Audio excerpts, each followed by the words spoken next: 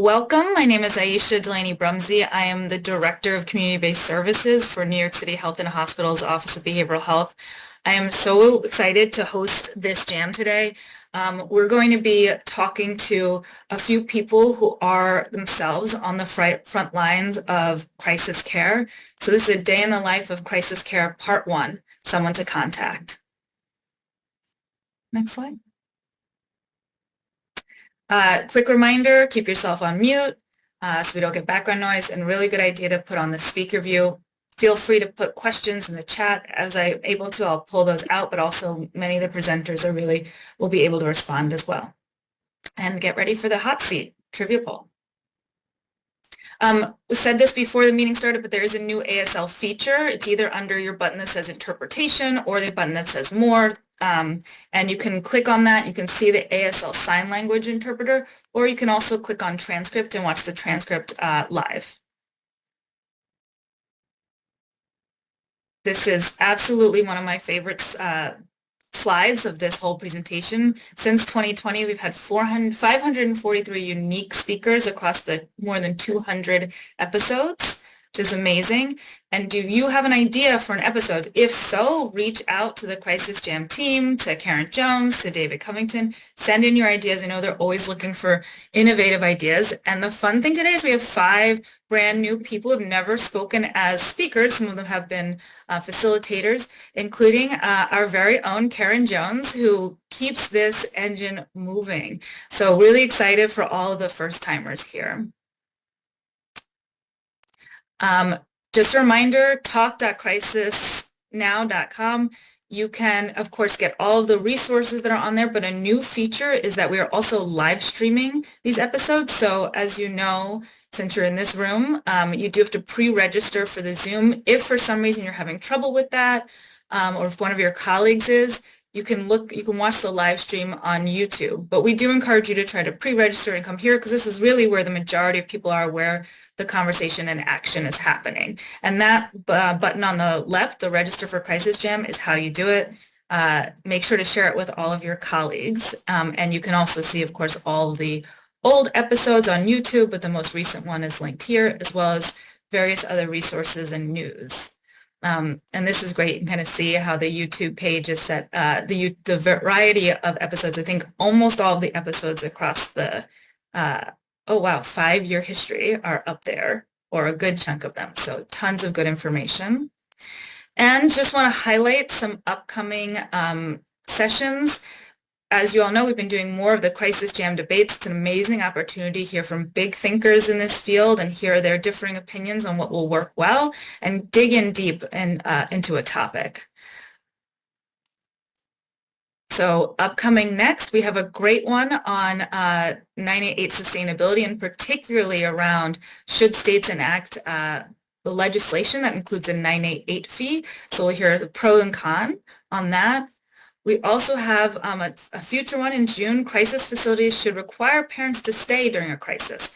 We have the person who's going to take the affirmative on this. We do need someone who's going to take the negative side. So if you have suggestions, again, reach out to Karen, to David. And same for this. We're going to be talking about coordinating follow-up care and crisis services, and how that requires a high-tech solution. We need an affirmative and a negative on that. Also, if you did not see the last live and on location, it's very much worth going back and taking a look at that. We're really focusing on the types of facilities that serve as direct law enforcement drop-offs, really about keeping people out of the hospital, keeping people out of jail. The next one that's going to be coming up in June will be we'll look at Columbus, Ohio's, in Franklin County, a facility that they are building there. It will have here we go. 60 recliners, and 16 inpatient beds as well. So a really fantastic facility that the folks in Franklin County and in Columbus, Ohio, and Ohio in general are building. You will have Erica Clark-Jones on that, as well as some special guests who will be speaking to what this crisis center is going to be like. Okay, now for the latest news. For those of us who are Marvel fans, or for those of you who are not, there's a new movie out right now, Thunderbolts. And it really addresses suicide and mental health in a way that previous Marvel movies have not touched on, which is great because these kinds of movies obviously have huge popular impact. So it's another way to make discussion about mental health more common. And the director and star have praised Marvel for this. So there's a great news clip that you can find on the website. We might also drop the link in the chat as well. This next is just highlighting some additional resources or new resources from HHS, particularly some of the work around the 988-911 integration. That's up on the HHS website. There are also there's also t-shirts. Now, it doesn't seem like you can buy the t-shirts on the website as far as we can tell, but they have all of the materials that you need to make the t-shirts. And so this one's a really beautiful one. No judgment, just help. There's also another beautiful one on You Are Not Alone. So really fantastic resources. And skilled caring, support anytime. All right. And so now I'd like to bring up David Covington for the Lived Experience Library. Josh Riverdale, thanks so much for joining us. Great to see you. Has it been almost a decade since we've been together? It's been almost a decade. I was just thinking about that. It's been since Atlanta that I've seen you in person. Yeah, Zero Suicide 2 in Atlanta. Yeah. And Josh, I think one of the reasons you came to that event was because so many of us grow up with this idea that suicide can be inevitable for some. And you wrote the Gospel According to Josh. For those of you in the Crisis Jam audience, Josh is an actor, a producer, a playwright. Josh, tell us about briefly the Gospel According to Josh and what you wanted to bring. Yeah, thank you, David. This was something, my dad had died by suicide in 2009. My grandfather died in the 1960s. In 2011, in early 2011, I was in crisis myself. Multiple major changes, undiagnosed, untreated mental illnesses, and the trauma of having lost my father. And so I nearly attempted got help. And over this period of maybe 3 to 5 months, I was like, okay, I'm going to get help, but I'm also going to be a helper. So I started telling my story a bit.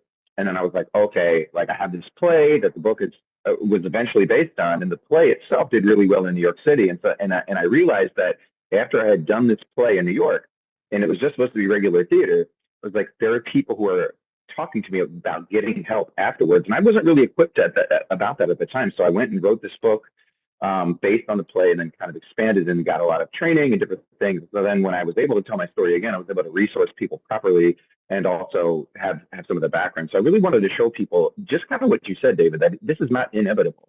It is preventable. And like you are not beholden to whatever you come from. You don't have to be that. And I didn't have to die by suicide, and I could even change the trajectory of my family and my own life. So that's a bit of what I wanted to share with that. Yeah. Josh, thanks so much for being with us.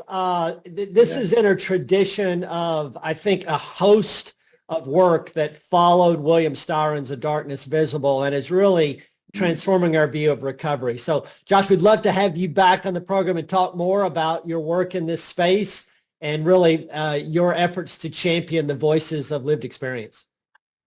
Thanks, brother. I'll be back anytime. Just say the word. All right.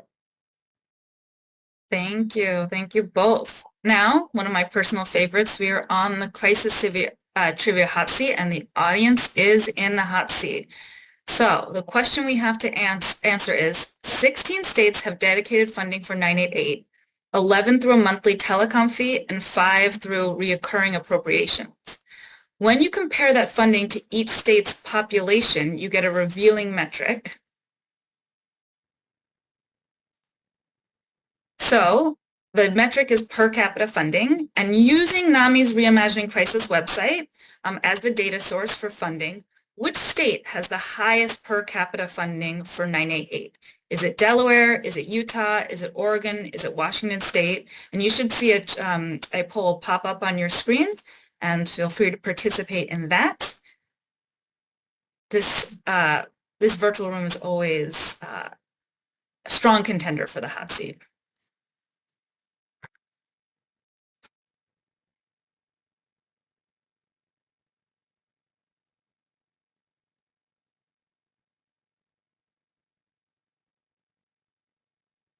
Karen, are we having a technical? There it is.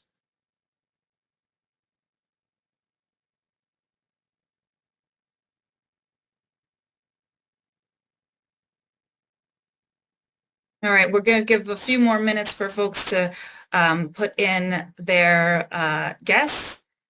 And here we go. This is the data that we looked at. It was on it's on NAMI's website, because you can see it as well.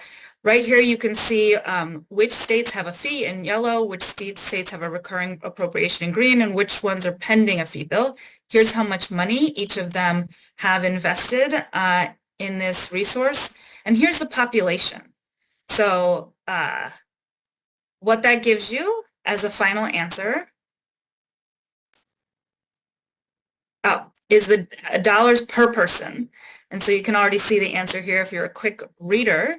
But, and this is the funding overall, but the answer is Utah, which actually 32% of folks said yes to.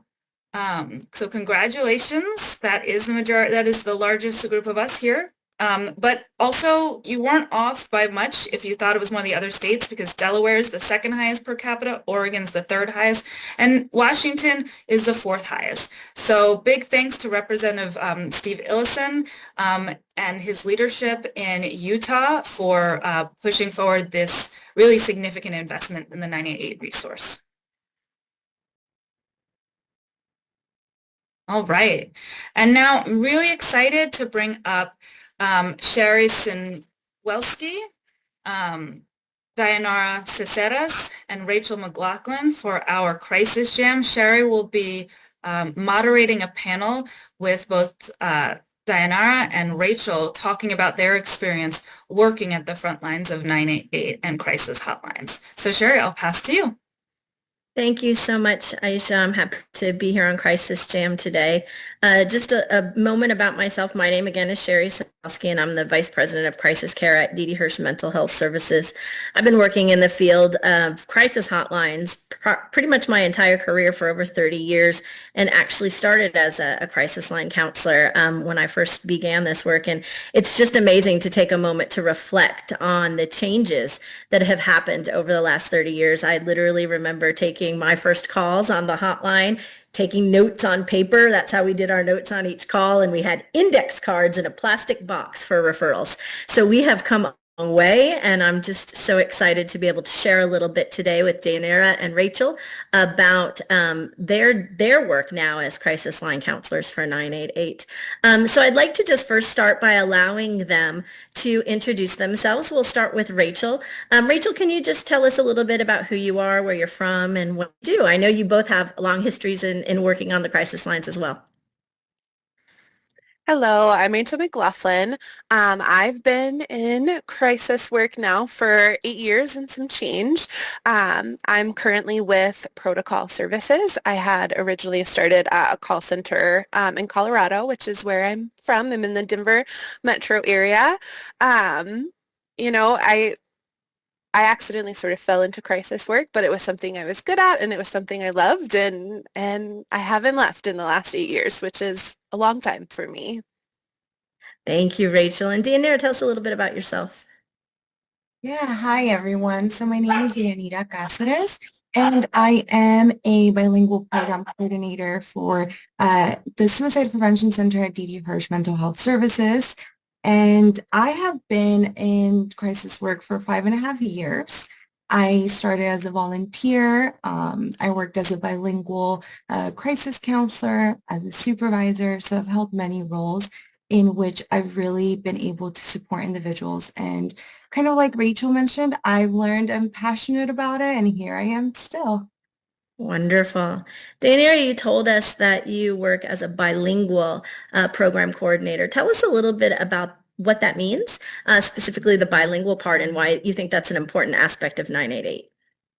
Yeah, so at the Suicide Prevention Center at D.D. Hirsch, we have several Spanish dedicated programs where we have counselors who specifically respond to Spanish help seekers.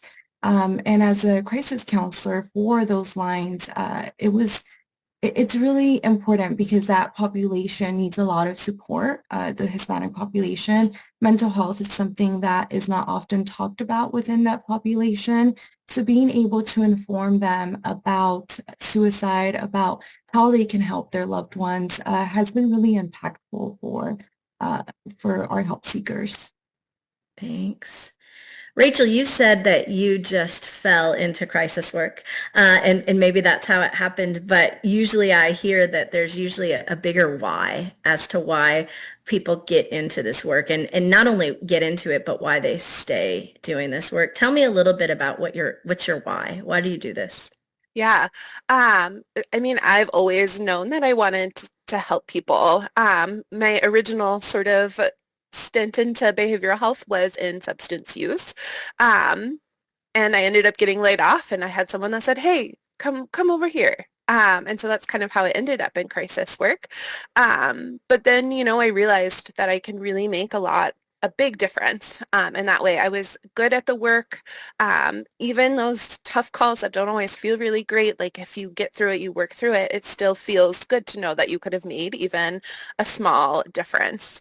Um, and as I've worn many different hats throughout my career, I've also learned how much I love to support other people that are doing this work, getting to share my knowledge and helping them build skills as well to be able to do this work because it's not easy, but it is very rewarding. Thanks, Rachel. Deanira, how about you? What keeps you doing what you do? I know that this is hard work that you guys are doing every day.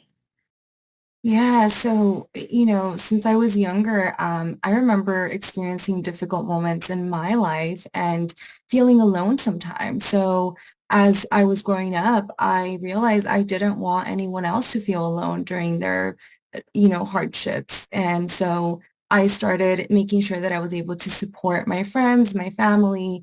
And then as I grew older, I was like, I'd love to do this. I'd love to do this for a living. I'd love to support other people feel less alone.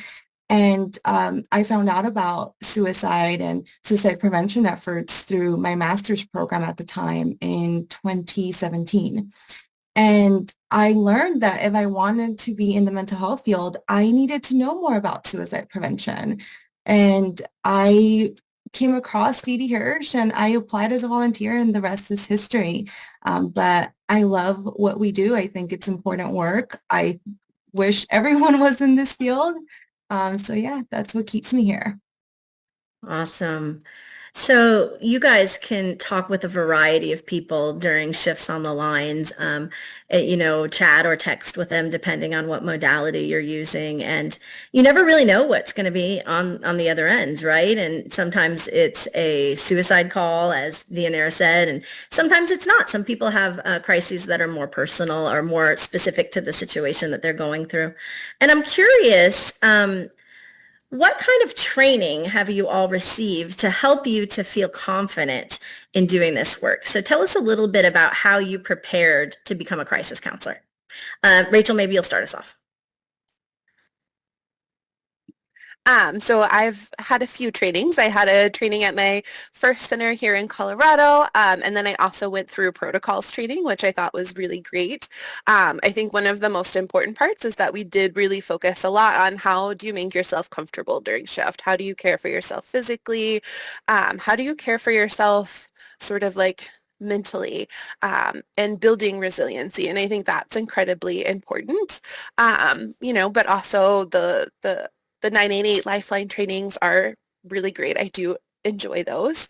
But I think that resiliency piece is so strong that is really what sticks out in my mind. And I loved that protocol had such an emphasis on that. And just starting to learn those skills. How do you actively listen? All of those things have been, I think, incredibly important, and they help you in other areas of your life as well. Yeah, thanks, Rachel. Deanira, tell us about your training experience. We hear so how important wellness is and learning how to take care of yourself in this work is so important.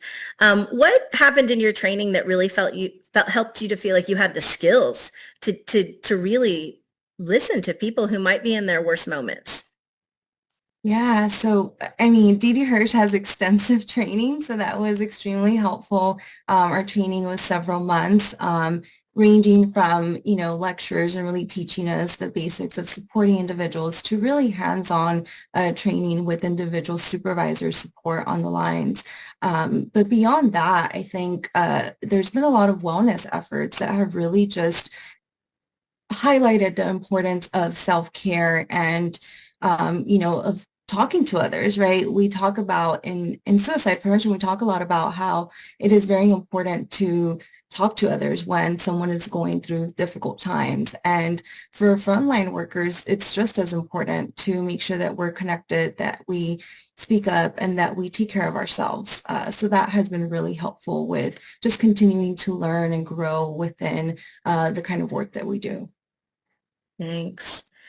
Um, so I'm curious if you guys can think back to, I'm sure you've talked to so many people over the years of the work that you've been doing, and of course, but with keeping confidentiality. I'm wondering, Rachel, if you might have a story to share about a call or a text or a chat that was just particularly impactful and why you thought it made a difference for that person. Yeah, absolutely. I have several, but I think the one that's kind of coming to mind today is a familiar voice that we used to have at our Colorado Center. And they pretty consistently struggled, and people would struggle to work with them. And I remember getting on the phone with them one day. And I don't even remember what I said, but I kind of felt like the tension sort of melt away. And I was like, oh, my goodness, thank goodness. Like it really felt like we were making some like true progress that day and we had good connection. And in that one event, especially whenever I worked with this caller, it really helped, us have rapport down the line in different situations to work through different, moments where they were thinking about killing themselves. And they were quite, I think, high risk, honestly. And so that always sticks out in my mind of like, if you have the patience, if you can sit through the tough calls, like you can truly make a difference for someone. Yeah, kudos to you, Rachel, for being there for that person and all of the help seekers that have reached out. Daniela, do you have a contact that stands out to you? Yeah, I've always thought that there are a few contacts that I will never forget. Those that really leave a lasting impact because you were able to see the difference of when they called and how they felt afterwards. My contact, I remember, was calling because they felt overwhelmed with life, with the pressure of, having a family and having to provide and just, life in general. And this person stated that they had everything ready to kill themselves in the restroom. And, I gave him time. I listened. I expressed empathy. I validated his feelings and emotions. And, we made kind of a plan for what he can do to stay safe for a moment. And then he was very clear with me that if he didn't receive immediate mental health services, that he didn't know if he was going to be here any longer. So, we made a safety plan for the moment. And then I called him back with resources of where he can go to see a mental health therapist. And when I did, he thanked me and he said that that he was going to be okay, that he was going to stay alive, that he was going to call and receive those mental health services. And it's one of those calls I'll never forget. I bet. Deanna, when I hear you say that, this series that we're doing, A Day in a Life, it's going to focus on the crisis care continuum for 988. How 988 sort of is a first front door that people can call to talk to somebody when they're in crisis, but oftentimes they do need something more. And I think the call that you just talked about really just reiterates how important it is that, when a person's in crisis, that might be a short period of time and they don't always have the ability to say, oh, I'm going to wait 2 weeks to see somebody to talk about this further. And so there's really an opportunity when a person is in crisis to try to connect them to that longer care if they need it. And I think that's why it's so important that, as we're building out 988, it's not just the crisis call that they might, many of our callers de-escalate at the end of our call, and that might be all they need. But for some, those next steps are so important. So thank you for that example and illustrating that. We all know that sometimes when we're working, we have bad days, right? And maybe we even have kind of our worst days. So tell me, what are some of the tough things about being a 988 crisis counselor? What would be a worst day scenario for you, Rachel? Yeah, so sometimes it just feels like you get a theme of calls and they're all sort of similar. And I think the ones that stick out in my mind are like the ones where maybe someone's had bad experiences and it's really hard to break through. And they are sort of like, what, this isn't going to help. I don't even know why I called. And if you have, a couple of calls like that, that can be really exhausting. And just like that, sometimes that emotional toll is a lot. And and now I forgot what I was going to say. Good time to forget. But yeah, that's kind of what comes to mind is when, you have a few tough calls after tough calls, people are angry, they're upset, they're not feeling like there's much of a difference. And I always have to sort of remind myself in those moments that even if somebody hasn't greatly changed, like I probably did make a difference being an open ear and just listening for a little while. We're like sponges as counselors on a crisis line, aren't we, Rachel? And, all of that kind of builds up inside of us. And even, some of that negative things. And I'm not surprised that you kind of lost your train of thought because it brings you back to that, right? It's like, oh my gosh, I'm still feeling these emotions that these callers were feeling. And again, that wellness is just so important so that we have a way to get that off of our shoulders when we're hearing all of these things that come in and on a crisis line. Deanira, what's it like for you? What are some of the biggest challenges? Yeah, so interestingly enough, I was going to highlight similar to Rachel, but one of them for me was the toll of the work. As much as I've loved, supporting help seekers, I couldn't deny that it was impacting my ability to be there for my loved ones, right? Because I would spend 8 hours or so long, right, just listening to help seekers and supporting them that at the end of the day, I wouldn't want to, like, if a family member came to me with like, oh, this sad news, I'm like, I can't right now, right?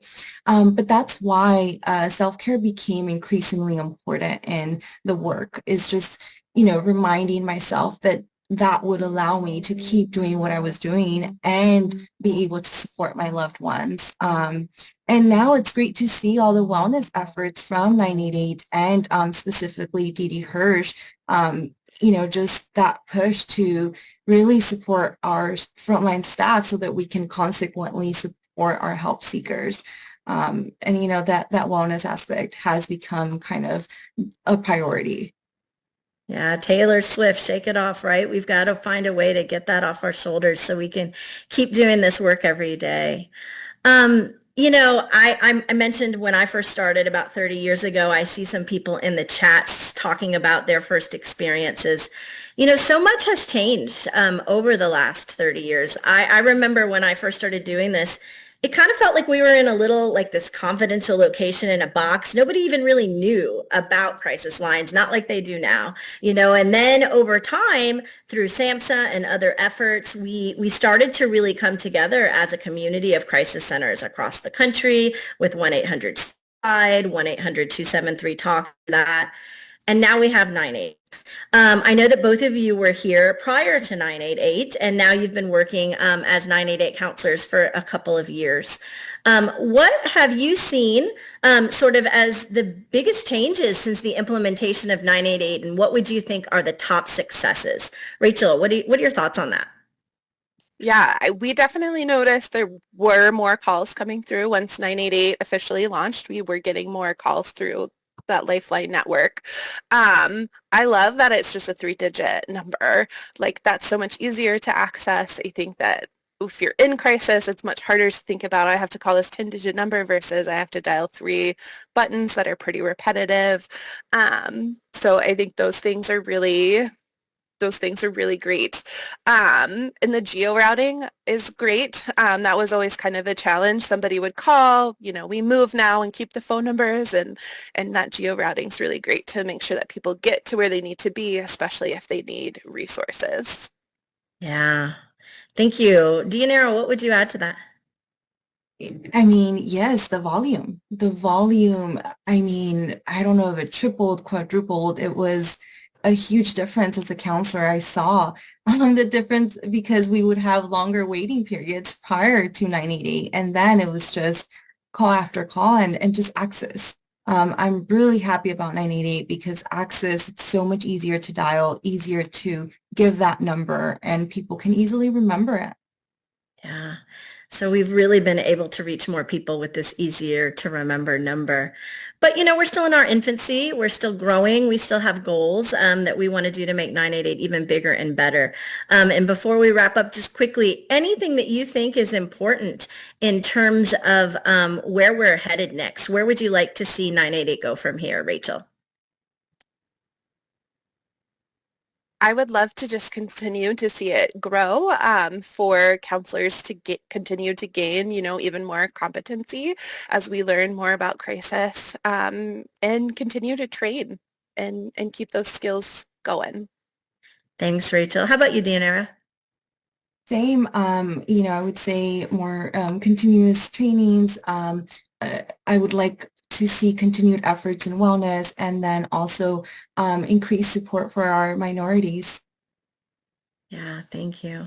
Well, I just want to take a moment to thank both of you for all of the work that you've done, all the lives that you've touched, and to all the other 988 crisis counselors across the nation. The work that you do is so important every day. So thank you for being on the front lines.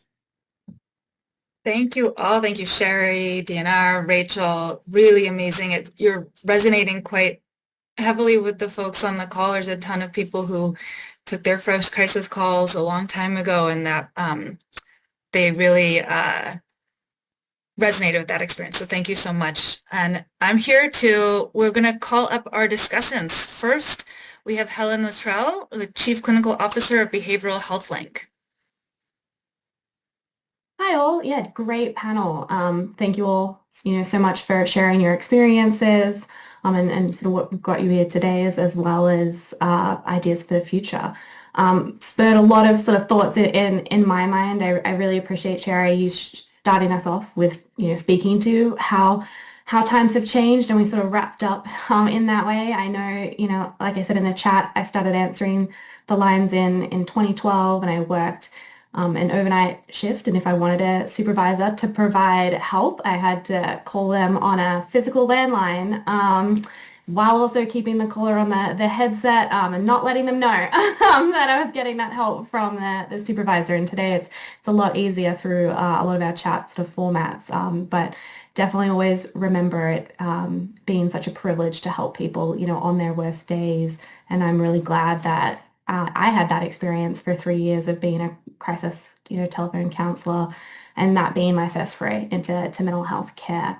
I know, Deandra, you shared about how important it is to help people feel less alone, and I totally resonated with that as well, because I think that's so important for everyone really to hold central when we're doing this work, because we do get such a vast variety of people calling us, and sometimes people just need to know, I'm not alone. And it comes back to those basic crisis skills that, Rachel, you spoke about, important in training, those active listening, validating, and just really being that empathetic ear, and slowing down and not necessarily having to jump to planning or providing resources. That in itself is so healing and makes such an impact into people's lives. And I feel like that can be sort of a common mistake some newbies make, but when we ground ourselves in helping people not feel alone, that can be really helpful to remember those skills. And I definitely loved how much we focused in this panel on the importance of self-care. I think that's crucial to make sure that this work is sustainable. It's not just a job, it can be a career for years. And so I love that this panel highlights that really, really well, to be able to get through those harder moments that occur on the lines, whether it's we're being yelled at or getting maybe back-to-back calls where we're not, feeling like we're making that much of an impact or, absorbing those emotions of others. We know it's a high turnover field, and so I'm definitely really happy to see that increase in investment go to taking care, of people that are spending their jobs taking care of others and really making a difference. So I also loved, Sherry, you shared that mantra to get through the hard times. So just to reflect that, to shake it off. I love pairing that with like physically getting up and shaking off when we're having that harder day. But yeah, being able to lean on your supervisors, your peers is so important to help not take things personally during this work. And so I think that you all shared a lot of great insights into the day in the life of the Crisis Center, and appreciate you all. Thank you so much, Helen. That was great reflections, and completely agree. It really resonated with me to hear about how the folks on the line took care of themselves in the process of taking care of other people, which you can hear the passion that everyone brought, and also the real challenge with doing this kind of work. So our very own Karen Jones, welcome. What were your reflections?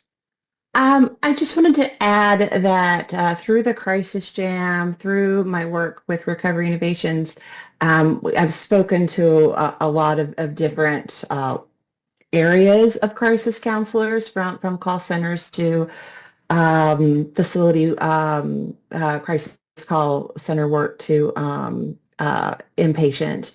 And the thing that has really hit me is the mission that drives so many of our staff members that answer that call every day. And I think that needs to be recognized because there is a strong motivation to take that call every day.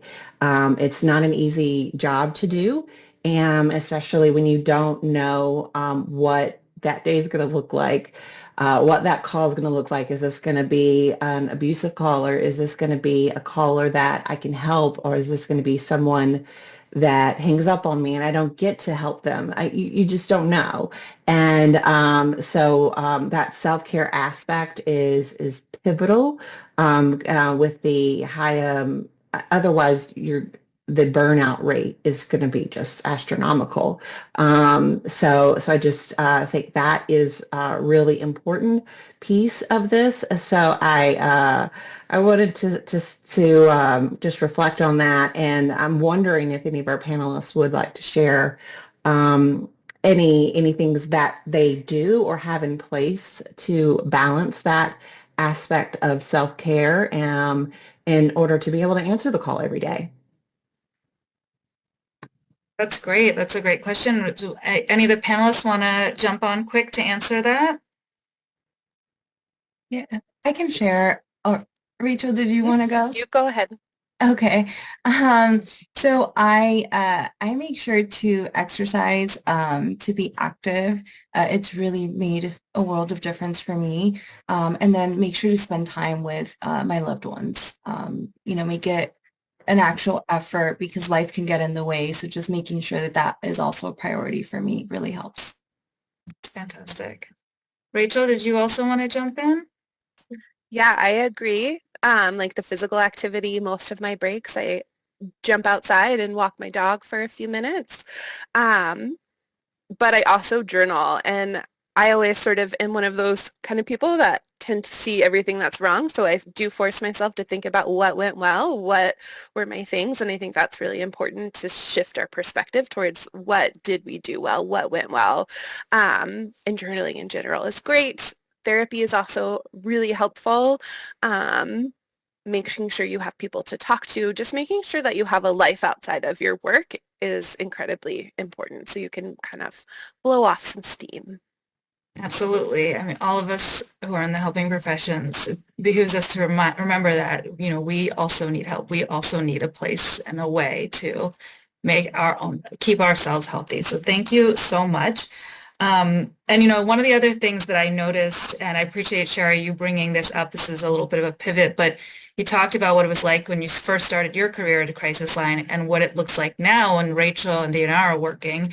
And I think a lot of folks in the chat noticed this, but to just hear how much change and how much progress we've made over that time, it's a good reminder that even though this work might feel slow, implementing new policies, new programs, it really does change over time for the better. So thank you all so much. There was one question in the chat that I don't think we were able to get to.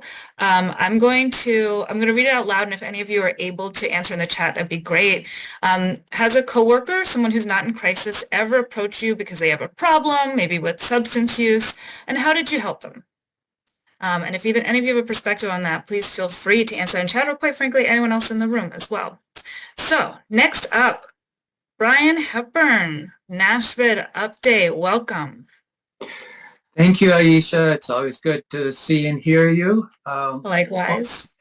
Thank you to the 988 JAM planning team. They do an excellent job. It's nice to see Karen on the JAM. She's usually in the background, does a great job.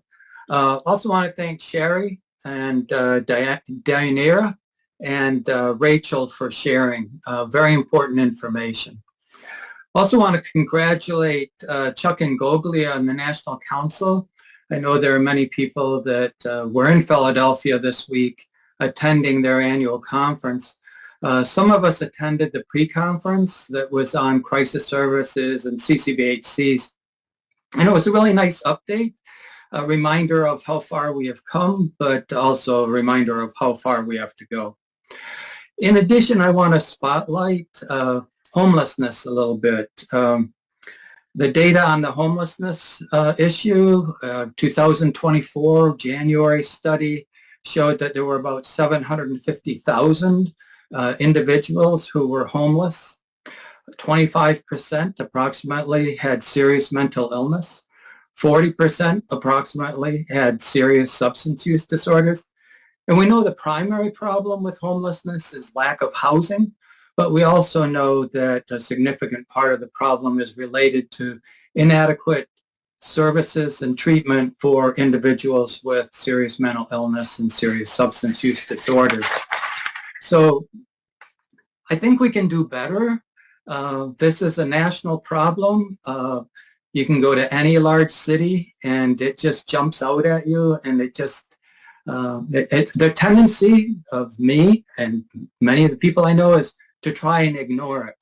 But it's, if you open up your eyes, it's just right there in front of you, and it's just devastating.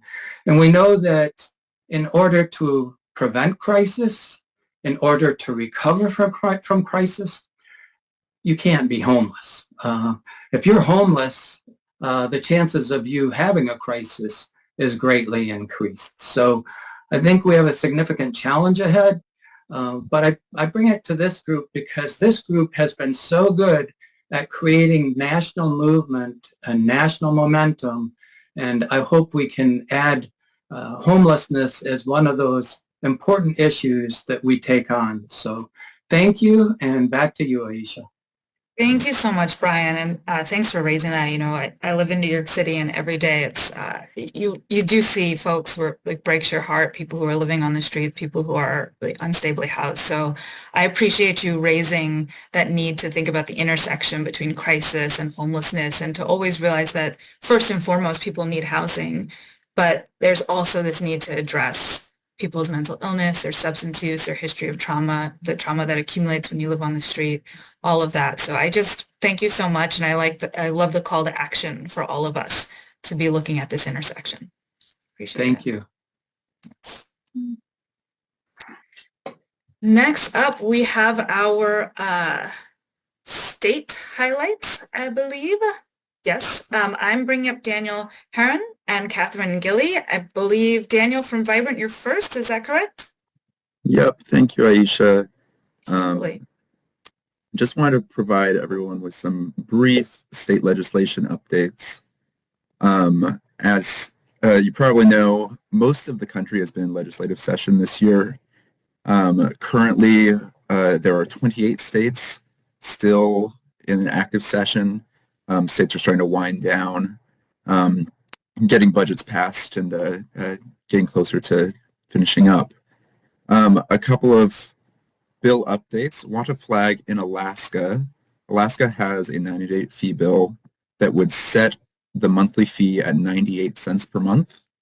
That bill had a hearing in the House Health and Social Services Committee on May 1st. It's now sitting in the Labor and Commerce Committee, and it has hearings scheduled for both today and Friday, I believe. Yes, 5/9. That bill would create a separate account for dollars to go into, and would also provide funding for workforce operations, public awareness, and data collection. That bill also has been referred to 3 committees, so even after it gets out of Labor and Commerce, it will then have to go to another committee. So it has an uphill climb, but that's where it's at right now. I also want to highlight Hawaii House Bill 1462. That bill expands the crisis intervention and diversion services program to include 2 new crisis intervention and stabilization service sites on Oahu. It's expanding that and offering more services. One of those service sites has to be in a area with a disproportionate rate of individuals with mental health disorders and co-occurring mental health substance use disorders. That bill has made it. It's been a long way through on that bill. It's made it through both chambers, has been approved by the conference committee after changes were made, and is now pending governor's signature as of May 2nd. And with that, I will hand it over to Catherine for a couple more updates. Thanks, Daniel. Just two more updates on my end. In North Dakota, Senate Bill 2200 has been signed by the governor. This bill originally had a fee attached to it. That was taken out, but it still appropriates $500,000 to 988 over the biennium. And then also in North Dakota, another bill signed by the governor, Senate Bill 2021, and that will direct a study to look at 911 and 988 fees and revenue. So promising progress there. And then Rhode Island had a pair of companion bills that would have added 988 to their existing 911 fee. So we understand that there's typically a surplus in that revenue source. But that, it looks like as of yesterday evening, that bill has been held for further study. So it looks like that will not happen this year. That's all I've got for state updates. Thanks, Aisha. Great. Thank you so much, Catherine. Thank you so much, Daniel. And you guys are seeing this fee slide again. Just want to remind you that we have an upcoming debate on 988 fee legislation next week, and the pros and cons of that around sustainability, et cetera. So definitely tune in for that. Next, I'm calling up Tina Soma for the Tech Corner, evaluating empathy of generative AI tools. I know I've seen a lot of my friends starting to use AI to help manage their own emotions. So I'm very excited to hear about your research. Thank you so much, Aisha. Yeah, thank you so much. And, I'm really resonating with how folks, thank you so much for talking about personal experiences and working in the crisis call centers and working with help seekers and being call responders, and how the technology in that realm has really increased quite a bit to support call takers. And in the same vein, technology is also exploding in the greater public, that a lot of folks are accessing help, support, and care in a lot of really interesting ways, which also the regulation needs to catch up with it. Research needs to catch up with it. We need to make sure that folks are safe when they're accessing some of these Gen AI tools. Next slide, please. So we know that we've got a couple chatbots, conversational bots that are based on generative AI technology. So again, that is these large language models that are fed a ton of data. I can't even describe how much data they're fed, and that they're coming up with responses to different types of situations and different types of conversations that are not pre-labeled, pre-recorded, or predetermined. So that's what a generative AI conversational bot or chat bot is doing. We have some that are really focused on mental health conversations specifically, and there is more research that's being done to evaluate bots like WISA and WOBOT on I saw one randomized control trial. I believe it was for WOBOT, comparing the client-reported depression and anxiety symptoms as compared to a waitlist control of folks using some of these chatbots. So the research is catching up with the technology. We've also got the side of folks who are using large language models like ChatGPT, Gemini, Llama, Claude, that are not specific and unregulated for the mental health space. And folks are having conversations with these chatbots and reaching out to support for a variety of reasons. I think we could all come up with a lot of different reasons, especially with folks who have done a lot of crisis work, that are folks feeling too nervous to reach out to a human being? Does it feel too scary? What is the process of dialing even just that short 3-digit number onto your phone and then having what could be too much of a vulnerable interaction with a person on the other side, that perhaps talking to a computer might be a little bit easier, more accessible, and might decrease some of those barriers. Some of the issues that we see with that, again, is that we have this unregulated large language model that is producing text that folks are interacting with, and we're unsure about, is the large language model providing statements that are within the best practice or evidence-based practice that we have and that we know helps folks get better? Are these statements empathic? Are some of these statements dangerous or harmful? So what we've got is different research groups who are also evaluating these large language models in addition to these more controlled conversational bots that are specific for mental health. Next slide, please. So this particular group, Gabriel and colleagues, came out with a recent study that they wanted to test the quality and then also the potential biases of an AI-based chatbot and conversational agent. So they looked at ChatGPT. They did 3 types of evaluation in this particular paper. It's pretty meaty, and so if you go and read this article, I've got the citation in a couple pages, in a couple slides. Chew through it slowly. Again, some of these are pretty hairy and pretty meaty, and I have to take a lot of time to digest them as well.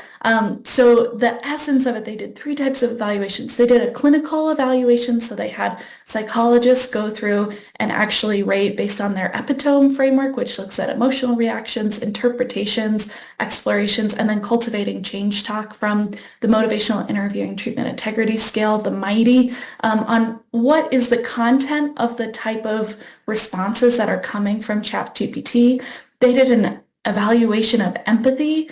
So the kind of meta experience of this, they used an AI-based classification model. So again, that's labeling statements that are coming from ChatGPT that have already been identified and labeled by humans in order to train the model. So that's not a generative AI model, that's a classification AI model to say, what is the empathic content of this statement? So they used AI to evaluate AI. That is the meta statement of what they're doing here. And so again, much like we have a problem with evaluating the very large amount of content that's coming from 988 and crisis counseling lines, we're also going to have the problem of being able to evaluate at scale the kind of content that is coming from folks interacting with these large language models. So we're using AI to evaluate AI and empathy. And then these folks also did an evaluation of bias. So when interacting with ChatGPT, they provided statements with explicit identifiers of race. I'm a 32-year-old white woman. I'm a 32-year-old Black woman. I'm an Asian American person. I'm Vietnamese. Whatever statements that were very explicit identifiers of race. And then they used implicit identifiers of race. I gave an example here of one of the statements that was provided to ChatGPT. So being a 32-year-old girl wearing my hair natural. So that was an implicit identifier of race. And they wanted to see what was the difference in empathy across different types of racial identified groups of folks on was the bot more empathic towards certain groups based on what their either implicit or explicit identifiers of race was. So what they found in this study is ChatGPT performed pretty well on emotional reaction exploration and then bringing up client change language. The psychologists who were the humans in the loop in this noted that some of the ChatGPT text was much more direct and might not be in sort of compliance or in adherence with motivational interviewing as an ethos of being really collaborative. ChatGPT performed less well on the interpretation piece and then less well on empathy. And also ChatGPT was less empathic when race was inferred versus when race was more explicit. And so some of the cautionary pieces that these researchers provide, and again, this is one drop in the bucket of a whole ton of research that should be happening and is happening right now, of we need to have continued model training for both statements of implicit and explicit racial identifiers, ethnic identifiers, cultural identifiers. We need to instill that cultural context into these models. Having some caution using large language models where the training parameters are really unknown for mental health conversations, and then caution surrounding those large language models in their ability to perform an evidence-based practice like crisis counseling, motivational interviewing, and cognitive behavior therapy. Thanks so much, Aisha. Thank you so much, Tina. I know we're all trying to catch up with the impact of these AI models on our life and also in how we do mental health work. So that's fantastic. Thank you so much. Next, I'm going to Stephanie Hepburn, Steve Appleton, calling you up. You're going to take us home. Thanks, Aisha. So I'd like to bring on Steve Appleton.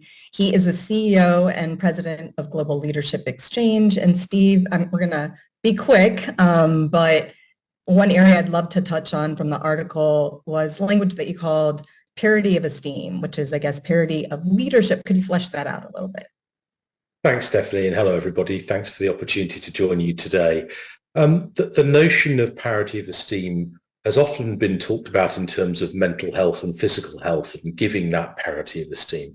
But at Global Leadership Exchange, particularly in relation to crisis and leadership more broadly, we're interested in the parity of esteem in respect of leadership, i.e. that there is no longer, in our view, a hierarchy around leadership, that anybody that is trying to create transformation and improvement has a leadership role. And that's really, really critical. And it doesn't matter whether you're the chief executive of an organization or you have a fancy title, or if you're somebody working day to day on the front line, as we've been hearing about today, the knowledge and the expertise, the education, the learning that can be brought by bringing people together at different levels from different organizations and different settings is really valuable in creating a knowledge community, which we try to do around the world, but we hope that colleagues in the United States will continue to do, because by doing that, we have a direct and quicker impact on improving services for people in crisis.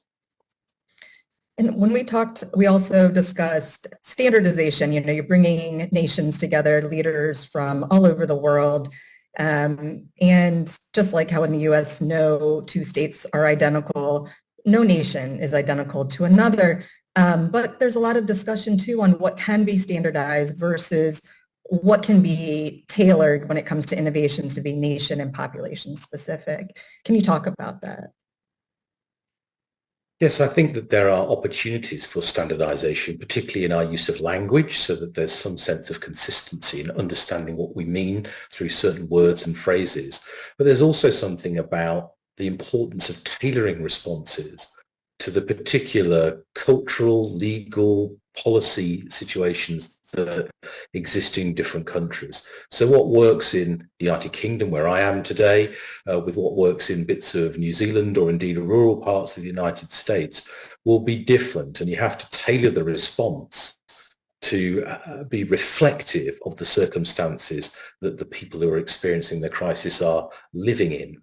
But there is some degree of standardization, I think, in relation to what one might expect from a service in terms of quality and outcome. So there's a balance to be achieved, but cultural, political, socioeconomic contexts are really important when shaping a tailored approach. When we chatted, we have a little bit more time. When we chatted, you talked about the Pacific Islands, and I thought it was so fascinating because it really could be, what you discussed could be applicable in rural parts of the United States or in Australia. And it shows really how sometimes we create our own barriers of being able to adopt innovations. And this to me was a great example of how that could be adopted, especially in rural or, like you said, geographic areas that are geographically spread apart. Could you talk about that a little bit, specifically about their concept of community-based care? Sure. I think the concept of community, as described in the article, particularly from a professional's perspective, is about professionals working in buildings that maybe aren't hospitals or are within residential areas, for example, whereas in some of these other settings in the Pacific Islands, and including US Pacific jurisdictions actually, the notion of communities is not about that. It's about the people who live in the community. It's about your cousin, it's about your neighbor, it's about the person who works in the library or the grocery store, and a community of support, a little bit like a community of practice in some sense, where people can share their concerns, they feel able to do that. There's not a stigmatization around talking about those issues. And in a way, that community-based support enables people, hopefully, to feel more comfortable about seeking help. It helps them to avoid acute crisis more often, potentially. And it also means that the community is incredibly mental health aware.